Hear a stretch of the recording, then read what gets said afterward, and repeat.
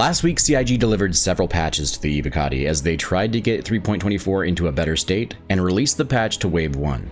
And Inside Star Citizen showed us the upcoming asteroid bases and contested zones that will add even more gameplay to 4.0. As CIG works hard to get 3.24 out to the live servers in preparation for 4.0 being released to the Evocati, many problems still exist in the upcoming patch. If you love to discuss the game's future and enjoy seeing all of the great sim gear and peripherals on the market, smash that like button and consider supporting the channel by clicking the subscribe button so you can stay informed. Welcome back to Last Week in the Verse. Today we're diving into the latest bug fixes from the Evocati 3.24 patch. This update addresses several issues that have been causing a lot of problems for players. On Tuesday, they delivered their first patch for the week, where a frustrating issue with the item bank UI was resolved. Previously, if you dragged your equipped undersuit into the item bank, the UI would vanish, leaving you stuck until you hit the I key. Thankfully, this glitch was fixed, ensuring that your item bank remains functional and accessible as intended. Additionally, the problem with the external doors of the instance hangars not opening correctly was also addressed. This means you can now move in and out of your hangar without any hiccups or unexpected delays. They resolved a few other critical fixes that made a big difference as well, with the freight elevators in Stanton no longer trapping fish tanks. And the teleportation issues when entering pads and personal hangars was resolved. Plus, if you've ever been frustrated by ships getting stuck in a retrieving state or being teleported outside when using the ASOP Fleet Manager, those problems have been resolved. On Wednesday, they released a second patch, where they made a significant gameplay tweak with a full balance pass on automatic cargo loading. Prices and loading times were adjusted according to SCU container sizes, making cargo management much more realistic and efficient. This means better alignment between the size of your cargo and the time and cost to load it, which should enhance your overall experience with cargo missions. On the ships and vehicle front, the Anvil Hurricane has received a much-needed boost. The health of the nose and body joints have been greatly increased, making this versatile fighter more durable in combat. This update should give you a bit more confidence when engaging in dogfights or taking on challenging missions. It also makes the Hurricane that much more relevant when choosing between it and other heavy fighters. Moving on to bug fixes, several improvements addressed a few annoying issues. Mission markers for cargo hauling now update correctly after you've picked up the cargo, which will prevent confusion. Plus, the issue with rebinding Alt and Control key combos has been resolved, giving you more flexibility in customizing your controls. High traffic elevators at spaceports are now visible, ensuring smoother transit, and several fixes have been made to prevent unwanted teleportation when entering hangar pads. And that wasn't all. Commodity kiosk UI issues were also resolved, so the SCU box selection stays highlighted while using the slider. Mission content for salvage tasks was also corrected, so that destroying targets properly affects the mission outcomes. Lastly, potential issues with the ASOP Fleet Manager and personal hangar interactions were addressed, reducing the chance of being kicked back to the ASOP list when another player is on the same pad. Now on Thursday, there were still quite a few remaining issues, but they still made headway on resolving more bugs. Previously, they had issues with ground vehicles not spawning at their designated garage locations. Now when you head to your allocated garage, it will finally spawn inside the correct garage. Another significant fix addressed the retrieval op mission issue in the Moby Glass. This mission would auto-abandon shortly after accepting, which was a major headache for players. Fortunately, this bug was resolved, so you can now complete your retrieval ops without worrying about the contract disappearing unexpectedly. Additionally, there was a fix for the ASOP Fleet Manager and personal hangars. If another player was on the same pad in an instance hangar, you couldn't deliver or retrieve your ship. It would just revert you back to the ASOP list. This issue was resolved, so you should no longer have trouble accessing your ships, even in a crowded hangar situation. On top of that, several other bugs have been addressed. The interaction prompt toggle in the options menu now stays set to your preference after a game restart. Docking arms at stations will properly extend when docking or retrieving ships, and freight elevators in Stanton won't be obstructed by objects left at the door. These fixes should make things a lot less frustrating. Now, this patch was an Evocati for a few hours, but was released to Wave 1 later that night and had quite a few issues that I witnessed. For example, on the first server I joined, I was not able to use any of the elevators to get to my hangar. Once I switched servers, I was able to get into the hangar, place my decorations in my hangar, and successfully take off and land in the same hangar. Now, decorations are still in a weird state, given that the item physics is still pretty janky with things like tables, chairs, and many other items bouncing around on the floor. I'm really hoping that these issues can be resolved quickly so we can all have a better experience inside of our hangars.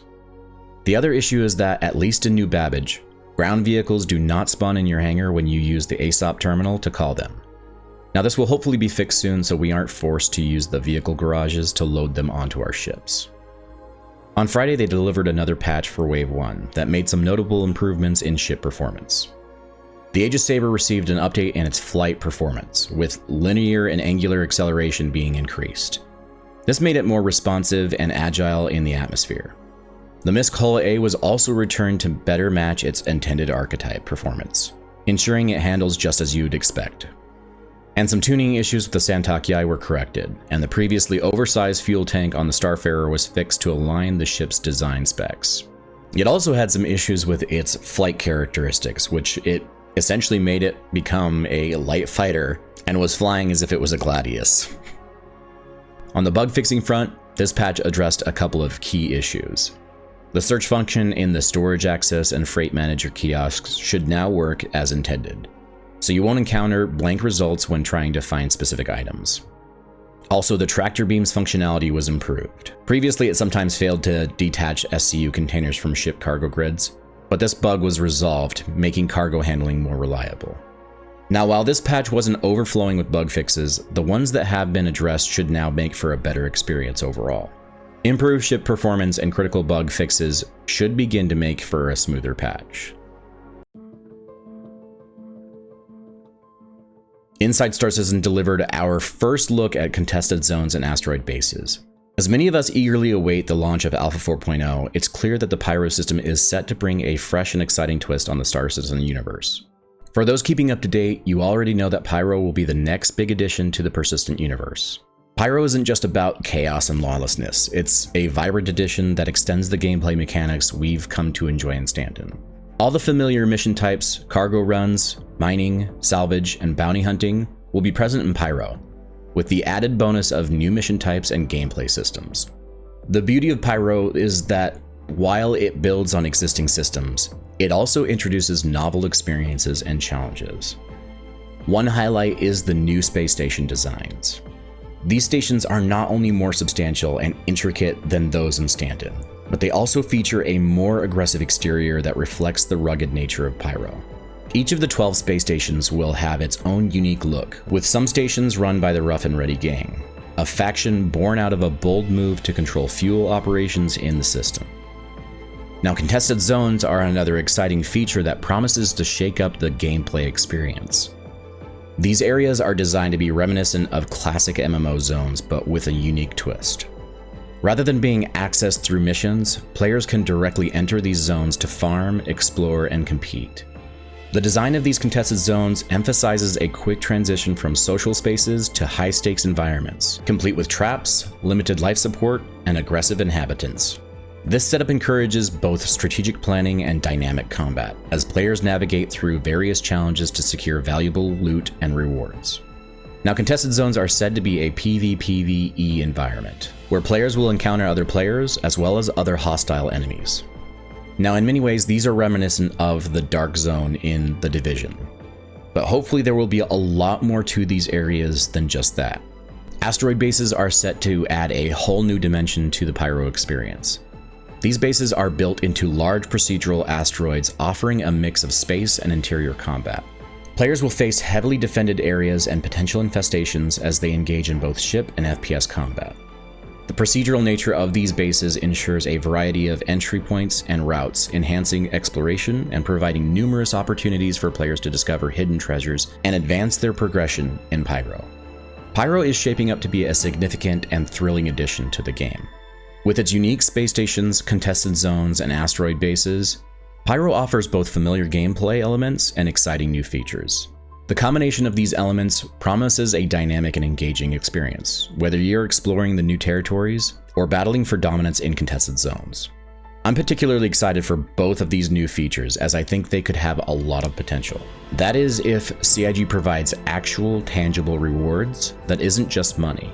It will be essential that they leverage these features by offering entirely unique rewards. And I'm not talking about subscriber flair.